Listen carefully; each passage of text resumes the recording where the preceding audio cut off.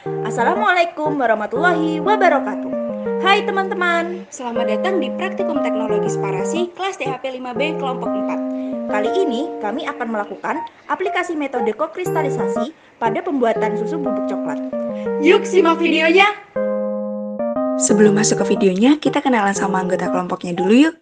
Yang pertama ada Rifka Meliana NIM 1015, lalu ada Noven Kristina Boru Silalahi NIM 1067, ada Mia Retno Ambarsari NIM 1068, ada Azanin Ines Elvia NIM 1070, ada Apta Trimataliu NIM 1079, ada Abdurrahman Inanto Hanif Pradana NIM 1082, dan terakhir ada Rizda Malia Mansur NIM 1118. Kokristalisasi merupakan suatu teknik untuk memasukkan komponen atau senyawa ke dalam dan di antara kristal sukrosa. Teknik kokristalisasi merupakan salah satu teknik enkapsulasi yang digunakan untuk melapisi bahan atau campuran bahan dalam bahan atau sistem yang lain.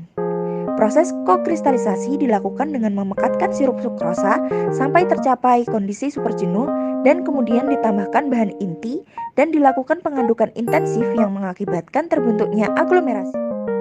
Berikut merupakan alat dan bahan yang digunakan pada praktikum ini.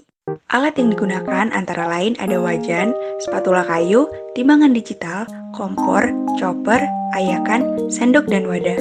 Bahan yang digunakan ada susu sapi murni, coklat bubuk, dan gula pasir. Terdapat 3 formulasi komposisi bahan pada proses kokristalisasi susu bubuk coklat dengan variasi konsentrasi gula.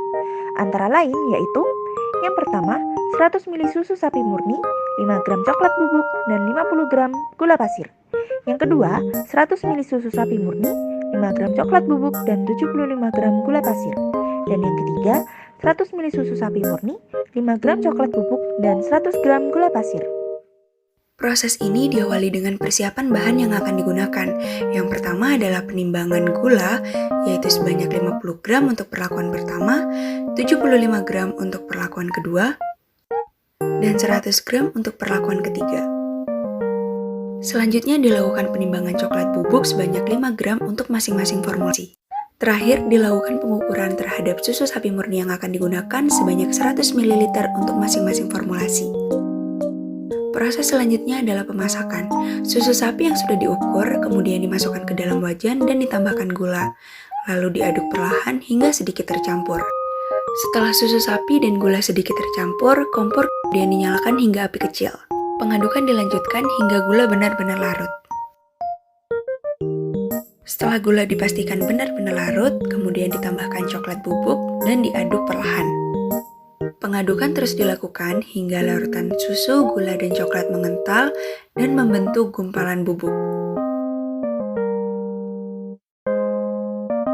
Gumpalan bubuk yang sudah diperoleh tadi kemudian dimasukkan ke dalam chopper untuk dilakukan penghalusan dan menghasilkan bubuk dengan ukuran yang lebih kecil. Susu bubuk yang sudah dihaluskan menggunakan chopper kemudian diayak untuk memperoleh susu bubuk yang lebih halus. Susu bubuk yang sudah diperoleh kemudian dimasukkan ke dalam wadah untuk dilakukan pengamatan.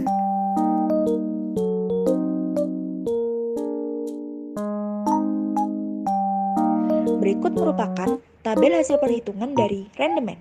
Rendemen merupakan besarnya produk yang dihitung berdasarkan persentase bobot akhir suatu produk yang dihasilkan terhadap bobot bersih dari bahan mentah yang digunakan. Berdasarkan praktikum yang telah dilakukan, diketahui bahwa rendemen sampel 138, 236, dan 289 secara berurutan adalah 87,67, 97,20, dan 98,40. Hasil tersebut menunjukkan bahwa terjadi peningkatan rendemen seiring dengan bertambahnya konsentrasi sukrosa. Hal ini terjadi karena penambahan sukrosa yang semakin tinggi pada produk bubuk instan akan meningkatkan kandungan karbohidrat pada produk tersebut, sehingga rendemen yang dihasilkan semakin tinggi.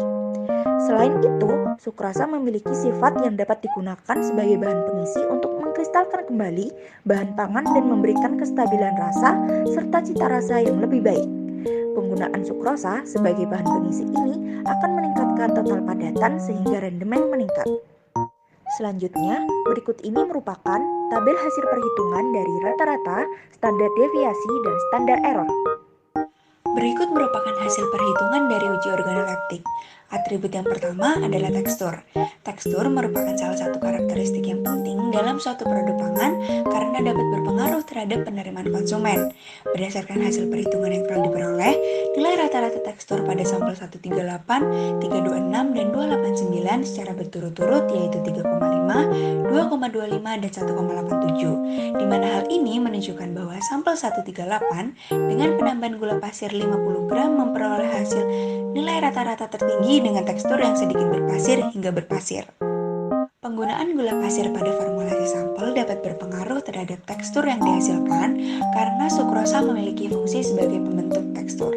Selain itu, penambahan sukrosa juga dapat berpengaruh terhadap kecepatan proses kristalisasi karena sukrosa memiliki sifat higroskopis dan mudah larut dalam air sehingga akan mempercepat proses pemadatan.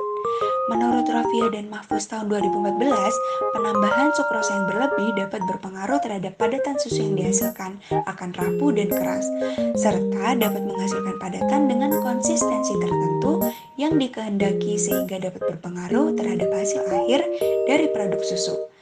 Dengan demikian, semakin banyak penambahan gula pasir, maka padatan kristal yang terbentuk akan semakin rapuh dan akan mempermudah proses penghancuran sehingga menghasilkan kristal yang berpasir hingga halus. Atribut selanjutnya adalah warna. Warna merupakan aspek visual yang memiliki peran penting karena dapat menjadi salah satu daya tarik dari suatu produk. Warna juga digunakan sebagai indikator dalam menentukan mutu, kesegaran, atau kematangan dari suatu produk. Berdasarkan hasil perhitungan yang diperoleh, nilai rata-rata dari warna pada sampel 138, 326, dan 287 secara berturut-turut yaitu 3,75, 2,75, dan 1,25. Perbedaan nilai rata-rata tersebut menunjukkan bahwa formulasi penambahan gula pasir mempengaruhi karakteristik warna susu bubuk yang akan dihasilkan. Pada praktikum kali ini diperoleh warna lebih coklat pada sampel 138 dengan penambahan gula sebanyak 50 gram jika dibandingkan dengan sampel 326 dan sampel 289. Pada saat pemanasan sukrosa, terjadi reaksi Maillard yang berperan dalam pembentukan warna coklat pada produk. Berdasarkan hasil praktikum, semakin banyak gula yang ditambahkan, maka warna coklat pada produk susu bubuk akan semakin memudar, di mana hal ini tidak sesuai dengan pernyataan Haryanto pada tahun 2017 yang menyatakan bahwa semakin banyak gula yang ditambahkan, maka warnanya akan semakin coklat. Pudarnya warna susu bubuk yang dihasilkan pada praktikum kali ini dimungkinkan oleh proses penghalusan padatan susu. Formulasi susu bubuk dengan penambahan gula sebanyak 50 gram lebih seimbang di mana daya ikatnya terhadap larutan susu lebih kuat dan warnanya tidak memudar setelah dihaluskan. Berikutnya adalah rasa. Nilai rata-rata dari hasil pengujian rasa oleh 8 panelis untuk sampel 138, 326, dan 289 secara berurutan adalah 3,125, 2, dan 2,75. Berdasarkan hal tersebut, maka diketahui bahwa rata-rata rasa sampel 138 lebih tinggi dibandingkan dengan sampel 326 dan 289. Hal ini berarti pada sampel 326 memiliki rasa yang paling manis, disusul oleh sampel 289 dan 138. Berdasarkan pada hasil tersebut, maka diketahui bahwa penambahan sukrosa berpengaruh terhadap rasa susu bubuk yang dihasilkan. Haryanto 2017 menyatakan bahwa penambahan sukrosa sebagai bahan pengisi selain digunakan untuk mengkristalkan kembali produk pangan, juga dilakukan untuk menambahkan cita rasa di mana semakin banyak penambahan sukrosa maka semakin manis pula produk pangan yang dihasilkan. Joseph dan kawan-kawan 2017 menyatakan bahwa sukrosa berfungsi untuk memberikan rasa manis pada produk makanan sehingga penggunaan sukrosa dalam jumlah yang tinggi akan menghasilkan tingkat kemanisan yang tinggi pula pada produk tersebut. Namun, dalam praktikum ini, sampel 326 dengan penambahan 75 gram sukrosa dinilai lebih manis dibandingkan dengan sampel 289 dengan penambahan 100 gram sukrosa. Hal ini dapat terjadi salah satunya karena proses pengujian menggunakan panelis yang belum terlatih. Usman 2019 menyatakan bahwa aroma produk mempengaruhi persepsi terhadap tingkat kemanisan produk, di mana kemunculan aroma yang sepadan dengan rasa manis pada produk, maka persepsi rasa manisnya akan meningkat pula. Usman 2019 menyatakan bahwa aroma produk mempengaruhi persepsi terhadap tingkat kemanisan produk, di mana kemunculan aroma yang sepadan dengan rasa manis pada produk, maka persepsi rasa manisnya akan meningkat pula. May Velman dan Buffington 1980 dalam Usman 2019 menyatakan bahwa respon indera perasa akan menurun ketika terjadi pemaparan yang terus-menerus dan berkepanjangan dari rangsangan rasa. Berdasarkan hal tersebut, maka pemberian skor sangat ditentukan oleh sensitivitas yang dimiliki panelis. Berikutnya adalah aroma. Berdasarkan hasil perhitungan dari uji scoring intensitas atribut aroma, diketahui bahwa nilai rata-rata skor yang diperoleh masing-masing sampel berturut-turut sebesar 3,25, 2,125, dan 2. Nilai tertinggi terdapat pada sampel 138, sedangkan untuk nilai terendah terdapat pada sampel 289. Hasil ini didefinisikan jika sampel keseluruhan sampel memiliki rentang aroma sedikit khas susu coklat. Hasil tersebut menunjukkan perlakuan penambahan gula tidak memberikan efek yang nyata terhadap aroma, namun terbukti menurunkan intensitas aroma asli susu, yakni pada sampel 289.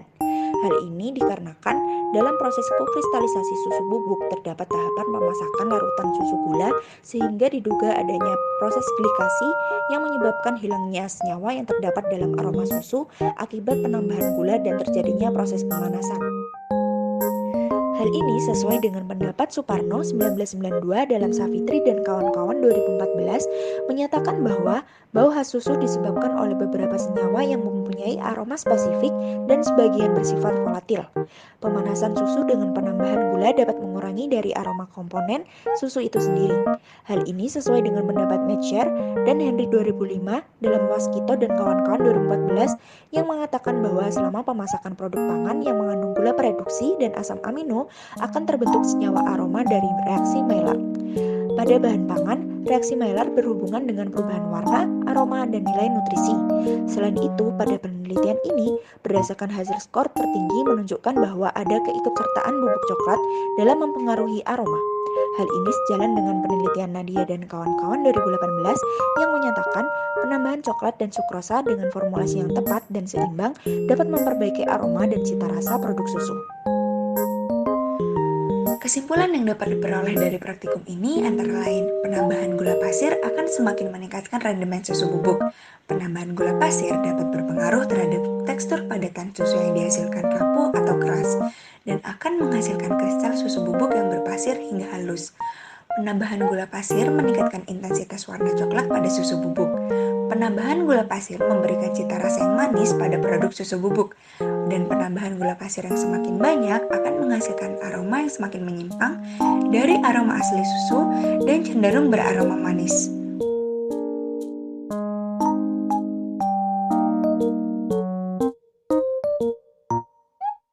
Sekian dari kelompok kami, kurang lebihnya mohon maaf. Terima kasih sudah menonton sampai akhir. Wassalamualaikum warahmatullahi wabarakatuh.